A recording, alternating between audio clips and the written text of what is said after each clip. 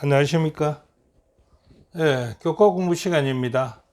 문답식으로 풀어보는 교과 공부, 오늘은 11과입니다. 제목은 어려운 시기에 충실하게 살아가기라는 제목을 가지고 공부를 시작해 보겠습니다. 자, 우선 요점 정리를 한번 한다면요, 어려운 시기에 충실하게 살아가기라는 데서 어려운 때에 충실하게 살기란 어떻게 사는 것이 어려운 시기에 충실하게 사는 것일까? 이건 첫째 날에 배울 공부는요, 하나님을 최우선으로 섬기라는 것입니다. 그것이 여호사밧의 예를 들어서 공부가 되겠고요. 둘째 날은요, 자신이 가진 것이 아니라 하나님을 신뢰하면서 살아야 어려운 시기에 살 수가 있다. 이것은 다윗의 신뢰를 들어서 공부를 할 것이고요.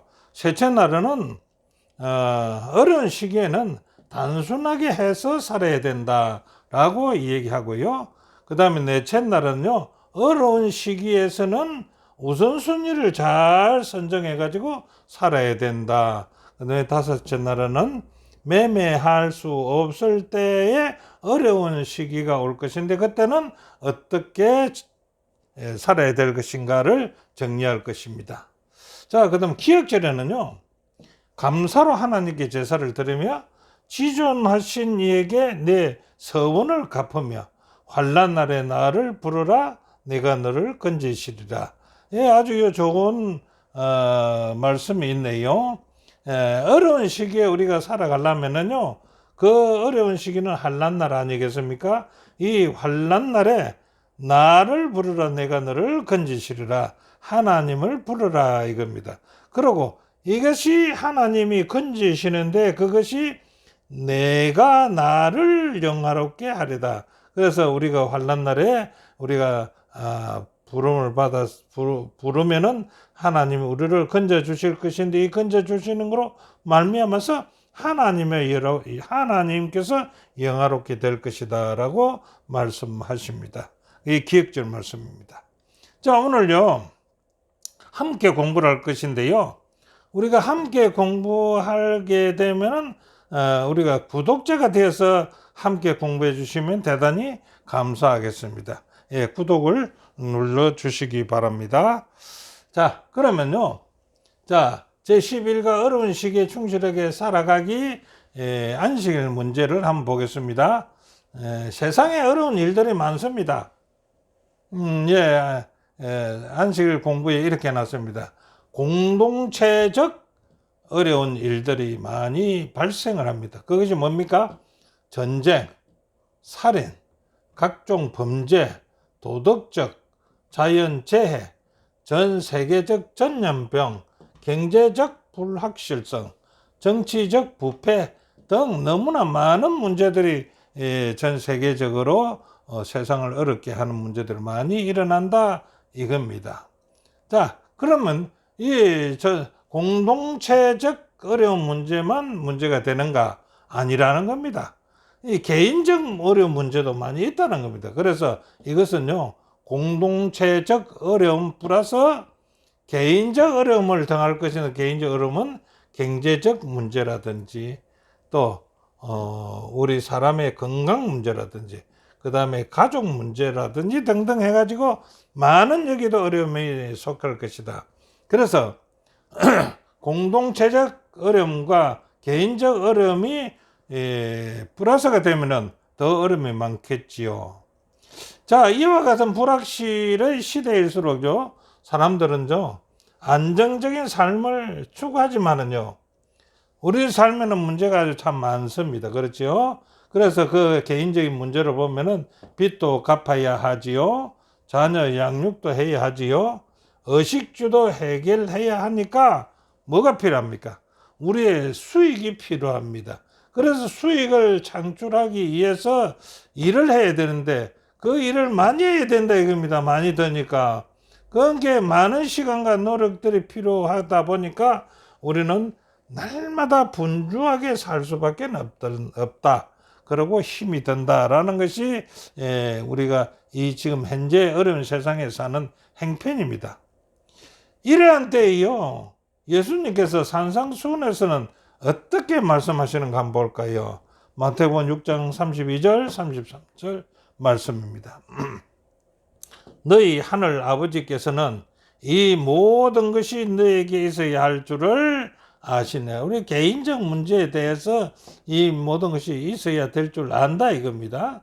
이게 뭡니까? 빚도 갚아야 되고 자녀 양육도 해야 되고 의식주도 해결해야 되고 이런 것을 있어야 할 줄 아시기 때문에 너희는 먼저 그의 나라와 그 의를 구하라. 그래야면은 이 모든 것을 너에게 더하시리라고 약속을 하셨습니다. 예, 그러니까요. 뭐 크게 염려할 거 없다 이거죠. 먼저 그의 나라와 그의 의만 구한다면은 여기에 어려운 문제들은 다 해결해 주실 것이다 이겁니다. 자, 이러한 어려운 시기에 우리의 처신은 어떻게 해야 할까요? 자, 그 어느 때보다 우리는 하나님의 도움을 받기 위해서 성경의 원칙들을 따라야 되고 그 다음에 구체적인 방법을 찾아보는 게 오늘 공부가 되겠다 이겁니다. 성경 원칙을 찾고 그 다음 구체적인 방법을 한번 의논해 봅시다. 자, 그러면은요, 어려운 시기를 이기는 방법, 극복하는 방법, 첫 번째는요, 하나님을 최우선으로 삼아라 이겁니다. 자, 여호사밧 얘기인데요, 여호사밧은 유다 왕이었습니다. 그는 유다의 왕이 되고 나서 전쟁의 어려움을 알기 때문에 그는 가만히 있지 않았습니다.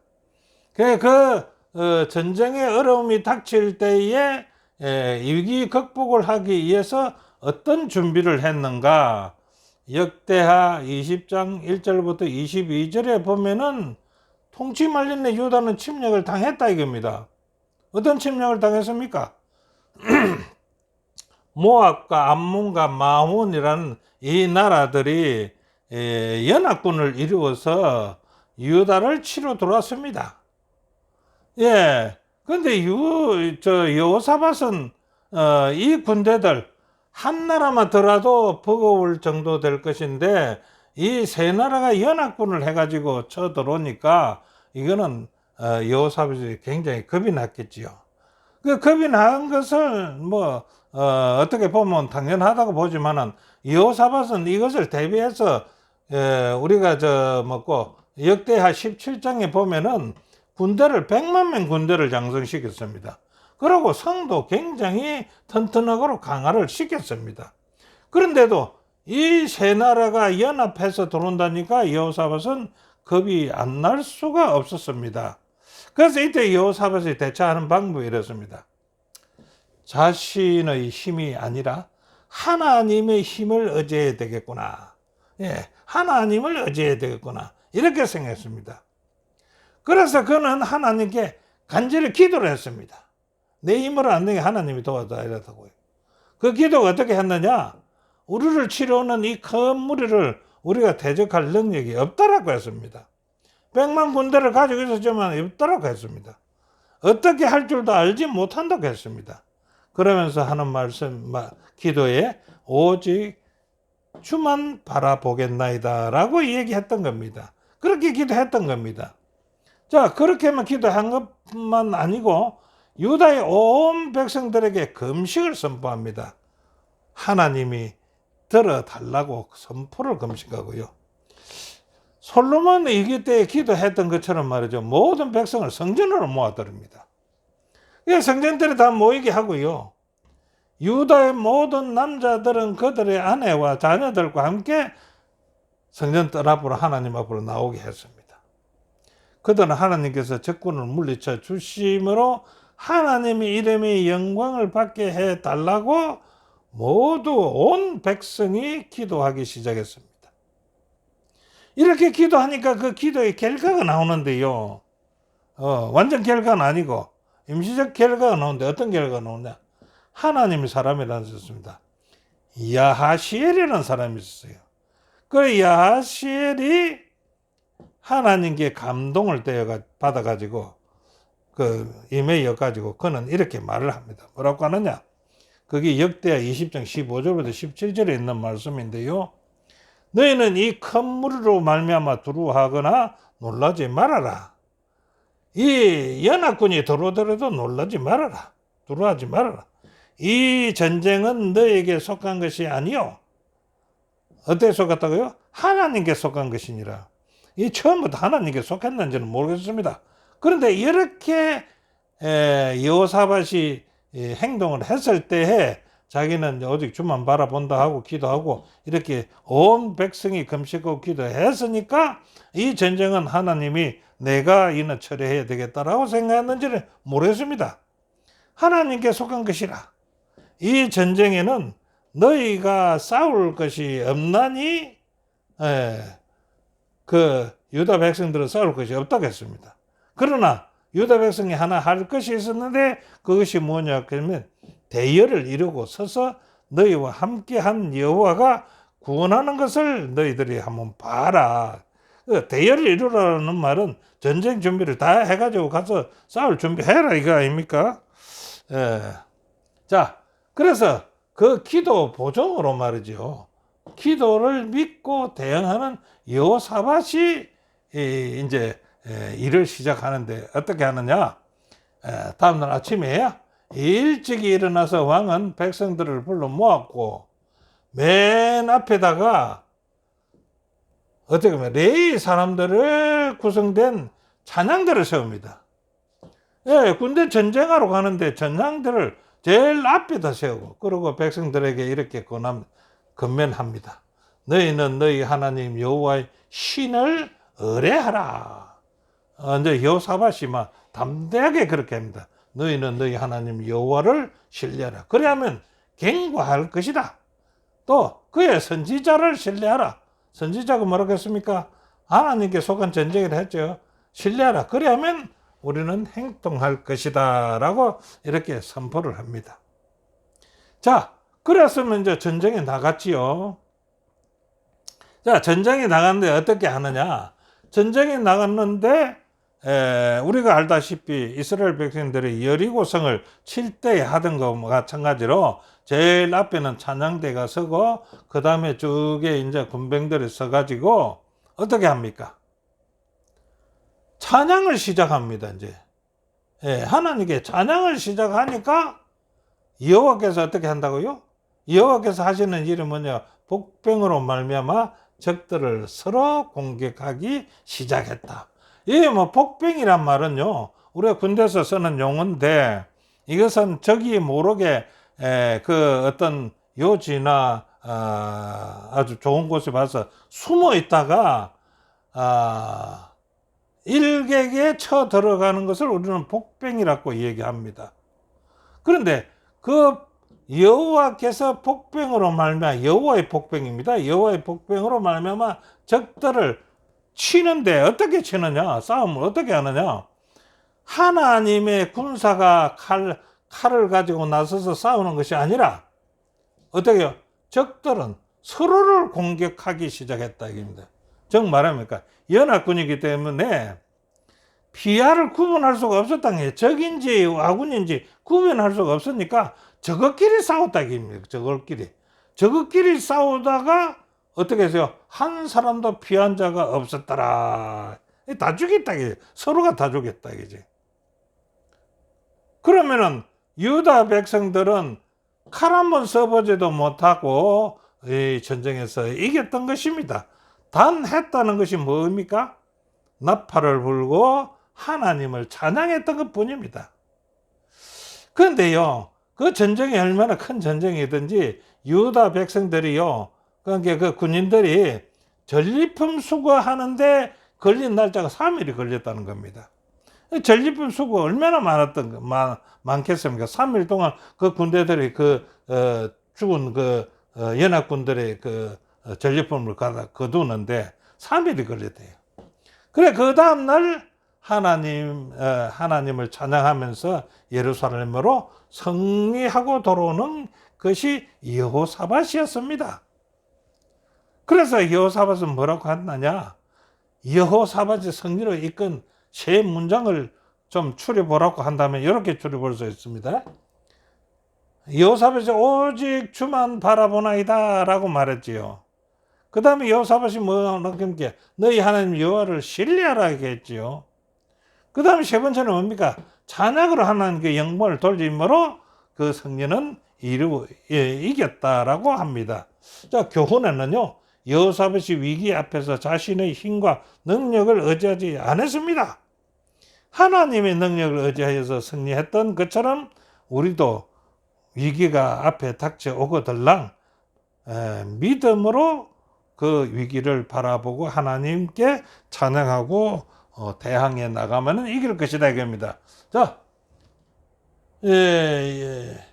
위기를 이기는 방법, 어려운 위기를 이기는 방법 두 번째는 문제는 뭐일까요? 어떻게 이길까? 자신이 가진 것이 아니라 하나님을 신뢰하면은 이길 수가 있다. 이것은 누구를 예를 들냐? 그러면 다윗을 예를 들었습니다. 자, 여기 한번 이렇게 봅시다. 나에게 정말 어려운 상황이 닥쳤을 때의 위기 극복을 위해서 어떻게 해야 될까? 다윗이 한 것을 한번 보자 이거죠. 다윗은 전쟁 승리가 물리적인 힘이라고 여겼던 것이 있습니다. 그게 역대상 21장 1절로 14절인데 그게 블레셋 전쟁에서 이긴 것이거든요. 자, 이것은 다윗이 이스라엘 백성과 군사들을 계수하게 한 이유는 무엇인가? 그래서 다윗이 뭐 어떻게 합니까? 자기가 블레셋 전쟁에서 승리한 것을 보고 이 승리는 자신이 용맹이 있었고 그 군사들을 잘 싸웠고 저 지혜롭게 전쟁을 했기 때문에 그것 때문에 이겼다고 생각했거든요. 그래서 이 백성 군대가 얼마나 돼서 어떻게 하면 더 잘 싸울 수 있겠나 하고 그걸 계수하라는 겁니다. 군대를. 백성과 군사를 계수해라 이렇게 얘기하는 겁니다. 그런데 그때의 이스라엘의 이 유다의 군대 장관이 누구냐 그러면 요압이었습니다. 그 요압이 다윗이 하는 것을 가만히 보니까 이거 아니다 이제. 그래서 요압이 계수하지 말라고 조언을 한 겁니다. 그런데 왜 요압이 자기의 왕 다윗이 하는 것을 하지 말라고 조언했을까? 그 이유가 있을 거 아닙니까? 그 이유는 이겁니다. 요압은 가만히 생각해 본 게 이 블레셋 전쟁에서요, 우리가 잘해서 이긴 것이 아니고 하나님께서 이스라엘을 위해서 역사한 것을 이 요압은 봤다는 겁니다. 그렇기 때문에 요압은 이스라엘 군대 장관으로서 계수하고 이런 건 하지 말아라. 우리가 하나님 때문에 이겼지 우리의 군대의 숫자가 많고 군대가 잘 싸워서 이긴 것이 아니지 않느냐. 그 계수하지 말라 이렇게 얘기한 겁니다. 근데 어떻게 했습니까? 다윗은 계수해야 된다 이거죠. 그래서 다윗이 이스라엘 백성들과 군사를 계수했습니다. 계수하고 나니까 그 결과가 어떻습니까? 하나님께 화가 나셨죠. 그래서 하나님이 다윗에게 너는 잘못됐다 해가지고 네 벌을 좀 받아야 되겠다. 그래 벌 받는 것을 세 가지로 줬는데 어떻게 하느냐? 다윗이 네가 선정해라. 그러니까 그럼 하나님의 손에 벌을 받겠습니다 해서 전염병을 원했습니다. 그래서 그 전염병이 나와가지고 이 유다 이스라엘 백성들에게 얼마나 죽었느냐? 이것 때문에 그 전쟁 계수한 것 때문에 7만 명이 죽었다는 겁니다. 7만 명. 엄청 죽었지 않습니까? 그 계수하는 바람에 그 7만 명이 죽게 만들었다는 것이 다윗입니다. 자, 이스라엘을 계수하도록 한 것이 사탄이었음을 주목해보라. 그러니까 다윗이 계수하게 한 것은 다윗의 자신이 아니고 사탄이 그렇게 하게 만들었다 이거죠. 사탄은 다윗으로 하여금 하나님의 돌보심이 아니라 자신의 힘을 의지하도록 유혹을 해가지고 그렇게 됐지 않느냐라고 이 얘기를 하는데 어쨌든 간에요, 하나님을 의지하지 아니하고 신뢰하지 아니하고 자기의 힘을 신뢰했던 것은 사실입니다. 자, 어려운 시기를 극복하기 위한 방법은요. 그래서 여기에 뭐가 나옵니까? 하나님을 신뢰하라. 하나님을 신뢰하라. 자, 하나님과의 언약 관계 속에 있는 사람에게는 하나님의 언약 관계가 없습니까? 예수 그리스도를 믿는 우리에게 물리적 우세가 아닌 물리적으로 이기는 것이 아니고 하나님께서 승리를 가져다 주실 수 있다는 사실을 우리는 기억하고 하나님을 신뢰해야 된다 이겁니다. 요 재밌는 얘기가 영국의 정치가가 올리버 크로메일이라는 사람이 있답니다. 그 사람이 전투를 앞두고 이렇게 얘기했다고 해요. 제군들이요. 하나님을 신뢰해라. 하나님을 신뢰하고 화약을 잘 준비하라. 이런 얘기를 했답니다. 그런데 이제 우리 여기서 이제 배울 것이 뭐냐? 하나님을 신뢰하면 됐지 화약을 왜 잘 준비해야 됩니까? 자, 이 말은요.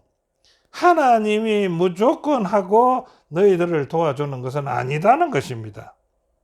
우리가 말만 기도한다고 하나님께서 도와주시는 게 아니라는 것입니다. 하나님을 신뢰한다고 해서 하나님이 그냥 도와준다는 것은 아니다 이겁니다. 사람이 할 일은 다 하라 이겁니다. 화약을 잘 준비하라는 말은 전쟁터에 나가는 군사로서 해야 될 일이 화약을 잘 준비해야 되는 거 아닙니까? 이렇게 준비했을 때 하나님의 도움으로서 이길 수 있다. 그래서 하나님과 인간의 협력 관계를 이루어야 된다라고 하는 이 얘기입니다. 예, 어떤 사람이 기도만 한다고 하나님이 도와주실 것이라고 생각하는 잘못이다 이겁니다. 어려운 시기의 성패는요, 물리적 성패가 아닙니다. 예, 물리적으로 이긴다는 건 아닙니다. 우리는 하나님과의 관계를 올바르게 하기 위하여 현재의 시간을 잘 활용해서 하나님의 도움을 받을 수 있게 해야 된다 이거 아닙니까? 자, 어려움을 이기는 것은 전능자를 신뢰함에 있습니다. 이것이 정언복음요 상권 195페이지에 있는 말씀인데요. 자, 하나님께서 주시는 교훈을 잘 배웠다면 그것은 언제나 때를 따라 도움을 줄 것이다. 하나님 안에 그대의 신뢰를 두라. 기도를 많이 하고 믿어라. 무한한 능력을 가지신 분의 손을 신뢰하고 바라보며 믿고 굳게 잡으면 그대는 정복자 이상이 될 것이다 라고 우리에게 정언복음에서는 정언해 주십니다. 자, 저자의 교훈 한번 읽어볼까요? 우리에게 주어진 삶의 의무에 최선을 다하는 것은 아주 중요합니다. 우리가 최선을 다하지 않고 하나님 도와주시기라고 믿으면 안 된다는 것입니다. 하지만 하나님이 우리 삶의 주인이심을 인정하며 매사에 그분을 신뢰하며 사는 것이 더 중요하다라고 말씀하십니다. 자, 어려운 시기를 이기는 방법 셋째 날입니다. 어떤 것이냐? 단순하게 해야 한다.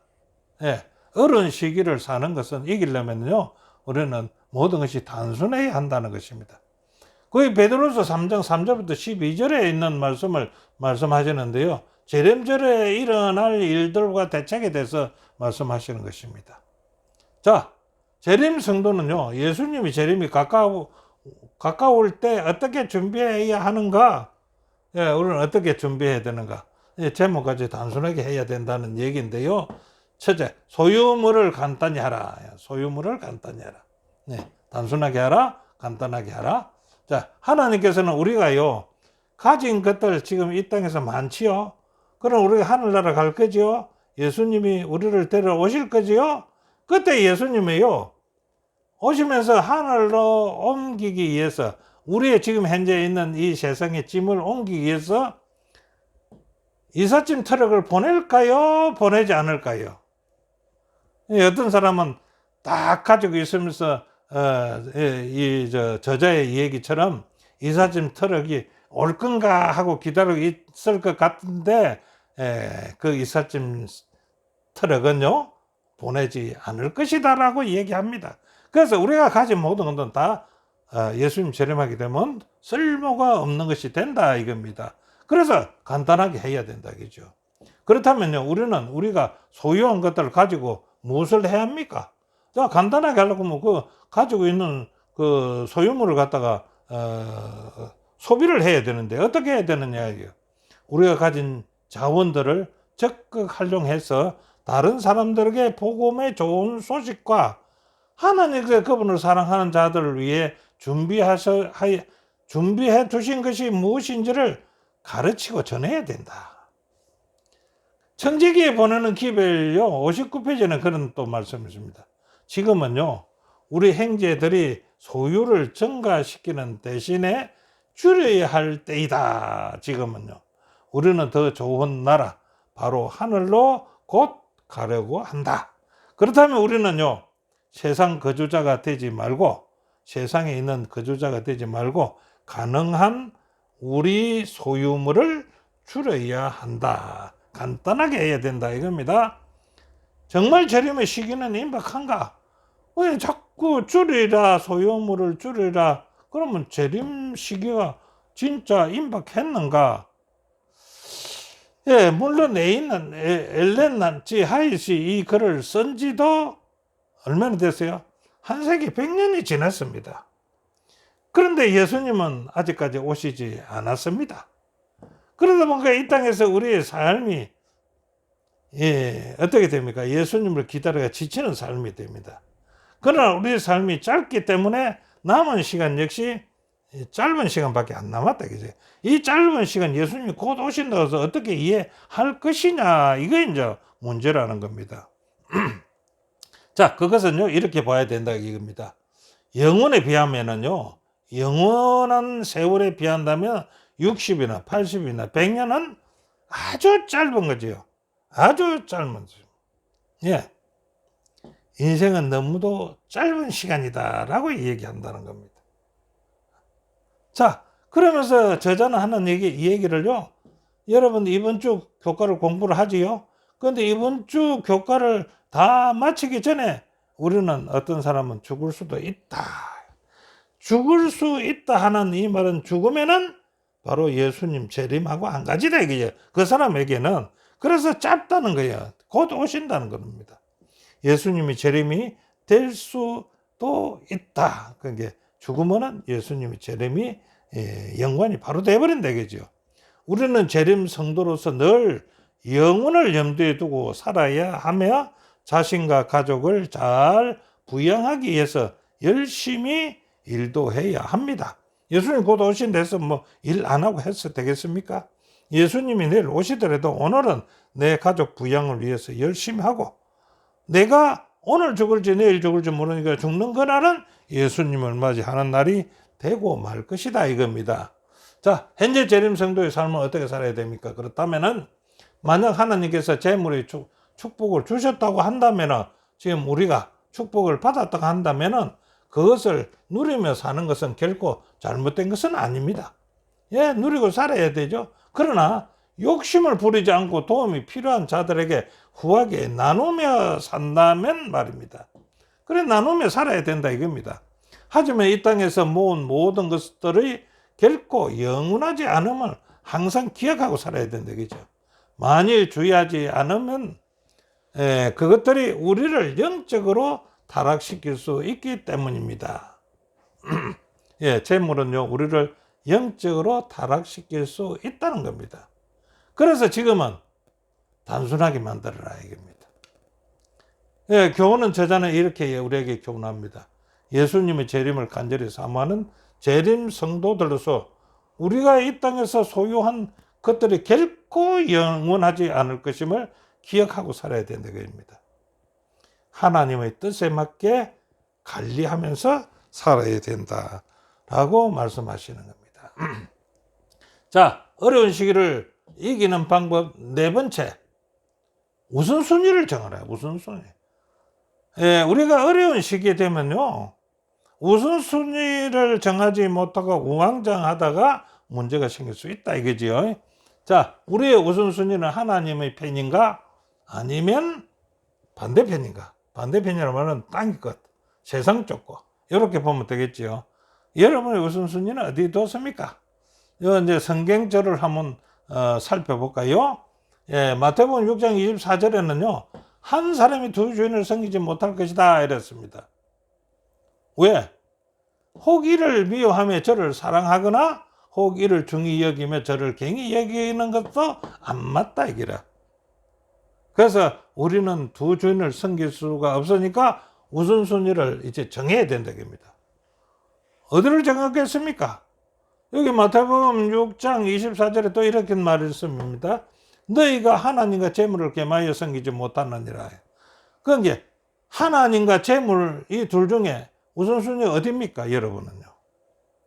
네, 당연히 하나님 편이 돼야 되겠지요. 예, 여기서 우선순위를 정해야 된다. 우선순위에 대한 나의 신념은 어떻게 나타낼 것인가? 우선순위를 정했다면은 하나님에게 우선순위를 정했다면은 어떻게 할 것인가?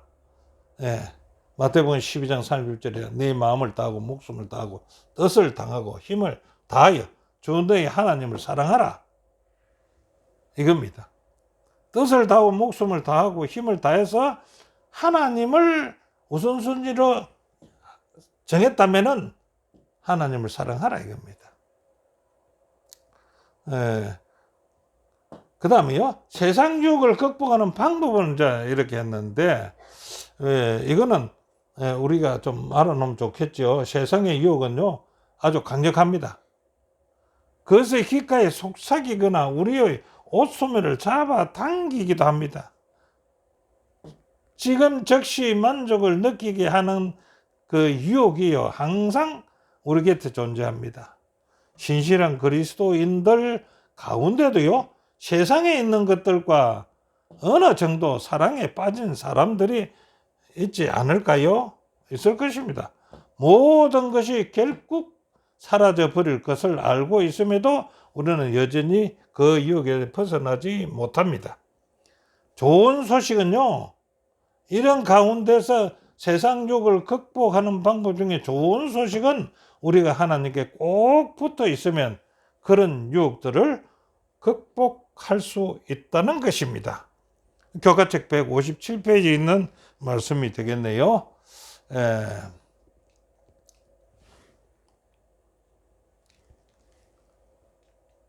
자, 우리의 우선순위는 무엇입니까? 시대의 소망에서는 이렇게 났습니다. 예수님께서는 저들에게 먼저 하나님의 나라와 그의 의를 구하라고 명령하신다.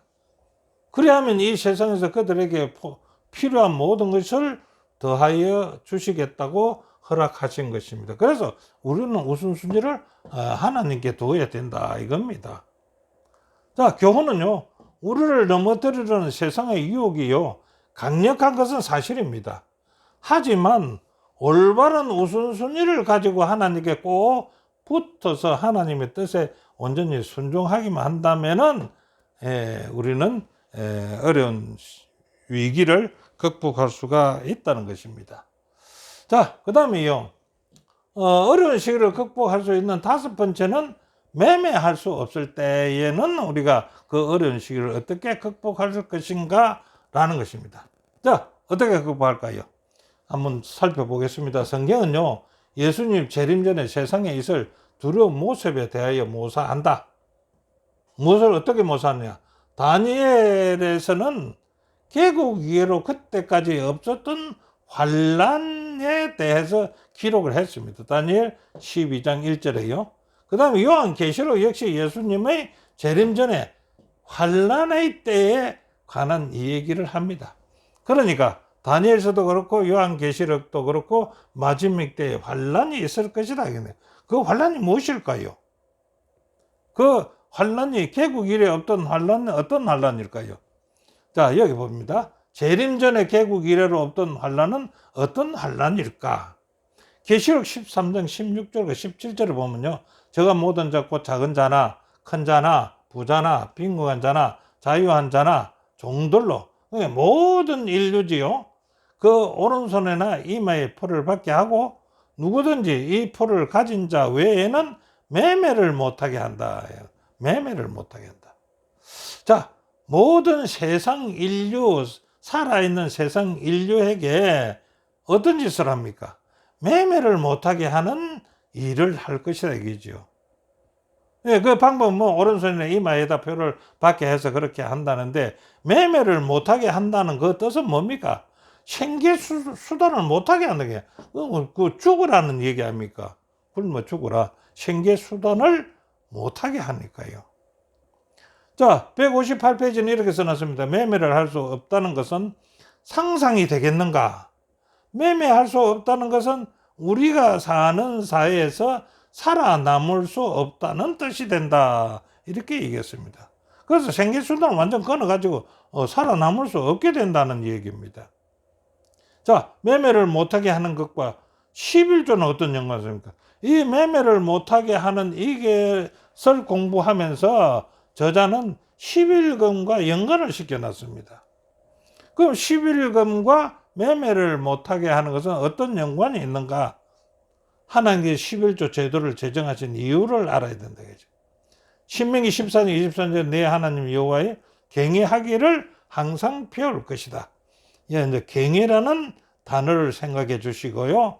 10편 30편 19조는 주를 두려워한다는 이 말이 경외한다는 뜻입니다. 두려워하는 자를 위하여 쌓아주신 은혜, 곧 인생 앞에서 죽게 피하는 것은 이 신뢰한다는 얘기입니다. 신뢰하는 자를 위하여 베푸신 은혜가 어찌 그리 큰지요.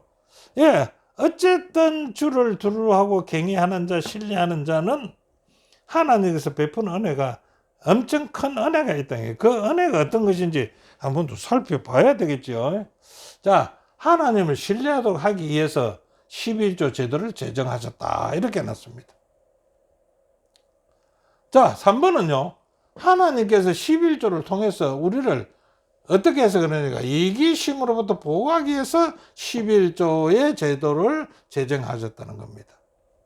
자, 그 다음에 매매를 못하게 될 때 하나님을 신뢰하고 경외하는 자들을 필요를 채워주시기 위해서 11조 제도를 제정했다. 이렇게 얘기하는 겁니다.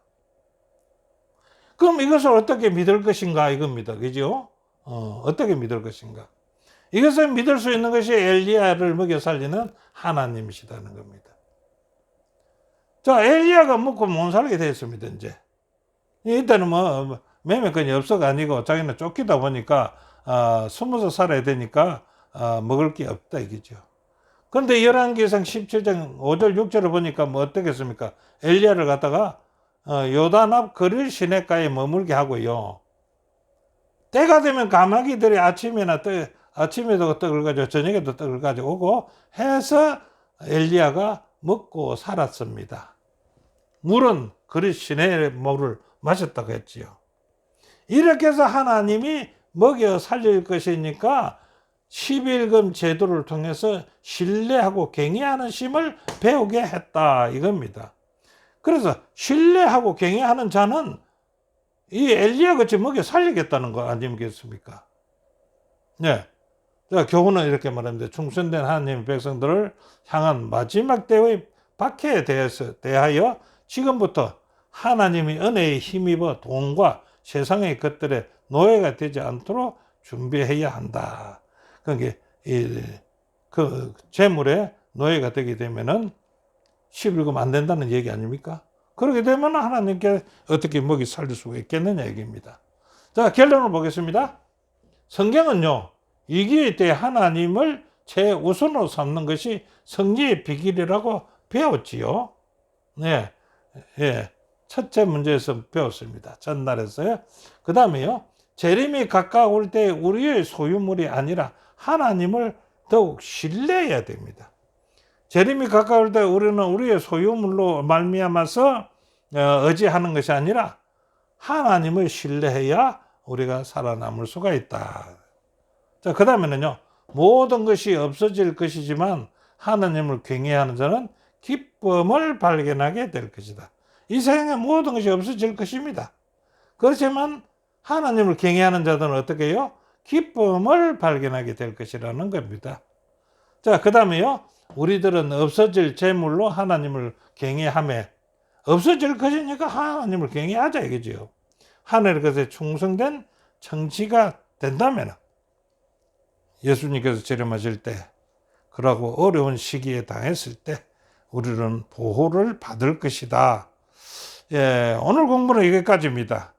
같이 공부해 주셔서 대단히 감사합니다.